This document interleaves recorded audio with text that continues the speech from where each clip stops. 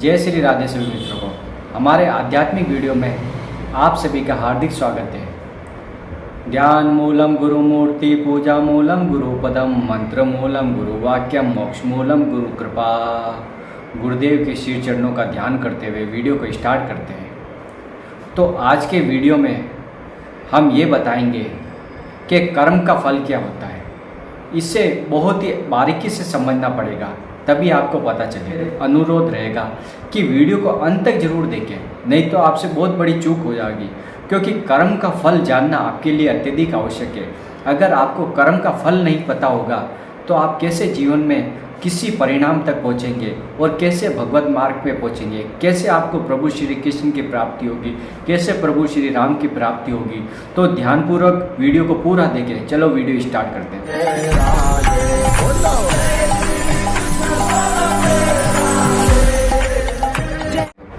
तो सबसे पहले हम जान लेते हैं, हम जो कर्म करते हैं वो दो प्रकार से कर्म करते हैं, एक शुभ कर्म और एक अशुभ कर्म। शुभ कर्म कौन सा हो गया?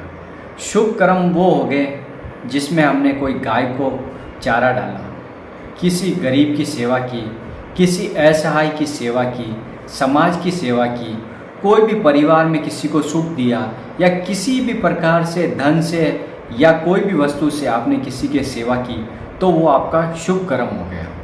वो आपने निस्वार्थ भावना से किया तो वो आपका शुभ कर्म माना जाएगा।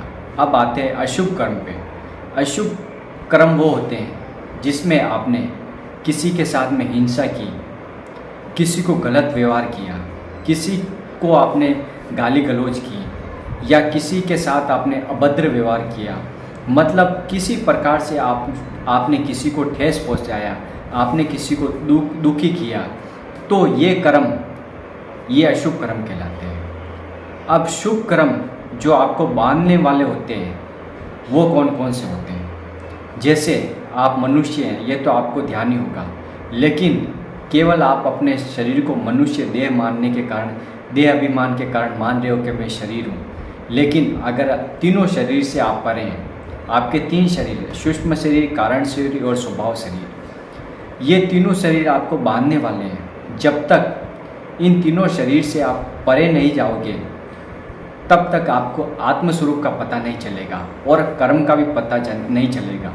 जब तक कर्ता भाव से आप कोई भी कर्म करोगे तो वो आपका बांधने वाला होगा, मतलब वो जन्म मृत्यु आपको दिलाएगा, क्योंकि आप कर्ता भाव से कर रहे हैं, क्योंकि शरीर में आपका राग है, आपकी इंद्रिय आपसे जो कार्य करा रही है, या जो भी वस्तु आपकी प्रेरणा, मन के अंदर जो प्रेरणा हो रही है उससे आप कार्य कर रहे हैं, मतलब आप कर्ता भाव से जो कार्य कर रहे हैं वो शुभ कर्म कहलाता है। अब वो बांधने वाला हो गया क्योंकि वो जन्म मृत्यु के चक्कर में डालता है। अब कर्म योग क्या है?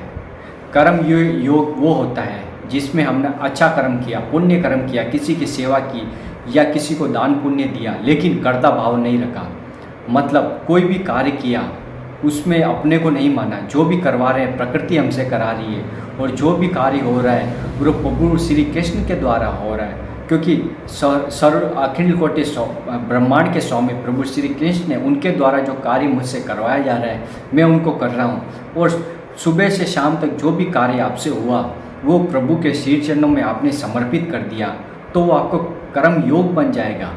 वो आपको जन्म मरण के चक्कर में नहीं फंसाएगा। आपका बार बार पुनरपि जन्मम पुनरपि मनरम पुनरपि जठरी गठरे शयनम, ये वाली आपकी बार बार कब तक आप भुगतते रहोगे?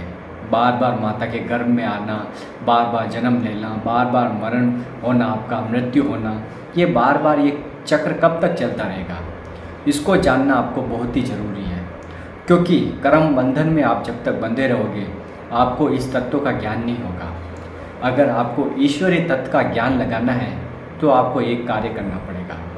आपको पहले तो गुरु जी की शरण में जाना पड़ेगा, गुरु दीक्षा प्राप्त करनी पड़ेगी, और गुरु बनने के बाद में गुरुदेव के उपदेशों पे आपको चलना पड़ेगा। जो गुरुदेव ने आपको मंत्र दिया है और जो आपको वचन से जो कार्य दिया है वो आपकी श्रद्धा भावना से करना पड़ेगा और सत्य मार्ग पे चलना पड़ेगा, क्योंकि गुरु ही है जो आपको मोक्ष के द्वार तक पहुंचा सकते हैं। अगर आपके गुरु नहीं हैं तो आप जगत गुरु श्री कृष्ण को अपना गुरु मान के उनकी पूजा आराधना करें और हमेशा कलयुग में केवल नाम आधार है, केवल प्रभु का, श्री कृष्ण का कृष्ण कृष्ण कृष्ण कृष्ण इस प्रकार अपनी जिह्वा से नाम जप करें, तो आपका जन्म मरण का चक्कर छूट जाएगा और आप प्रभु श्री कृष्ण के पास पहुंच जाएंगे और भवसागर से पार हो जाएंगे।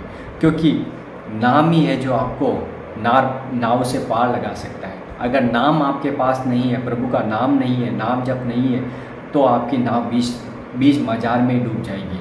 इसलिए मेरे वचनों को मानकर आप अभी से भजन स्टार्ट कर दीजिए, क्योंकि कलिकाल का बहुत ही प्रभाव हो गया है। मन मलिन हो गया है, बुद्धि अपवित्र हो गई है, विचारों की क्षमता खत्म हो गई है, ब्रह्मचर्य का नाश हो रहा है, तो विवेक शक्ति तो किसी के अंदर है ही नहीं। जबकि ये संसार जगत मिथ्या है। उमा कहूँ मैं अनुभव अपना, सत हरि भजन जगत सब सपना। केवल ये आपको भ्रम है, स्वप्न की भांति ये संसार है जो आपको सत्य नज़र आ रहा है। क्योंकि एक ना एक दिन हर व्यक्ति की मृत्यु होनी है, उसके जन्म की तारीख और मृत्यु की तारीख निश्चित है। तो आप इस जन्म में क्या कर रहे हो? केवल अपनी पूर्व जन्म की जो आपने कर्म किए थे उसको भोग रहे हो, केवल प्रारब्ध के भरोसे बैठे हो, और नए क्रियमाण कर्म होता है वो तो आप कर ही नहीं पा रहे हो, क्योंकि आप माया के चपेट में आके भूल गए हो कि आपकी भजन भी करना है।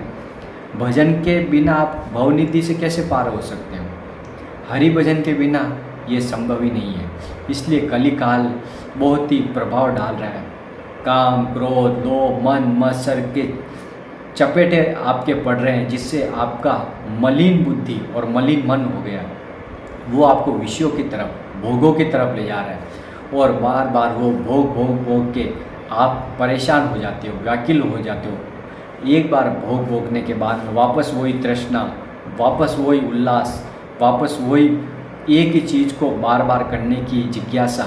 तो ये क्या है? जब आपकी तृष्णा नहीं मिट रही, तो आप कैसे समझ सकते हो कि आपको भोगों में सुख मिलेगा, विषयों में सुख मिलेगा, कामनाओं में सुख मिलेगा, वासनाओं में सुख मिलेगा?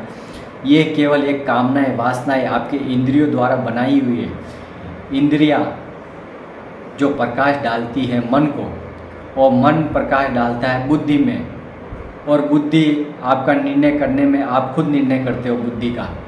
बुद्धि तो आपके अंदर है, लेकिन आप उसका इस्तेमाल सही नहीं कर पा रहे हो, क्योंकि विवेक शक्ति आपके पास है नहीं, ज्ञान शक्ति आपके पास है नहीं। तो आप कैसे निर्णय करोगे ये सत्य चीज़ है या असत्य? अगर आध्यात्मिक मार्ग में, अगर आपको आत्मस्वरूप का ज्ञान प्राप्त करना है, आपको अपने मन के बारे में पता करना है, आपको पता चल जाए कि अगले वाले के मन में क्या चल रहा है, तो आप वो सिद्धि प्राप्त कर लोगे। जैसे संसार जगत में हर एक व्यक्ति के जीवन में काम वासनाएं, भोग वासनाएं इतनी भरी है, शोक, चिंता, भय, अशांति, कलेश, ये सब उसके जीवन में है। आप अपने ऊपर सोच के देखिए, क्या आप चिंता में नहीं हैं? क्या आपको संसार का चिंतन नहीं हो रहा है? क्या आपके भोगों का चिंतन नहीं हो रहा? क्या आपका मन अशांत नहीं है? केवल चिंता, निराशा, भय, अशांति, केवल यही आपके जीवन में होगा, क्योंकि आपके जीवन में भजन नहीं है।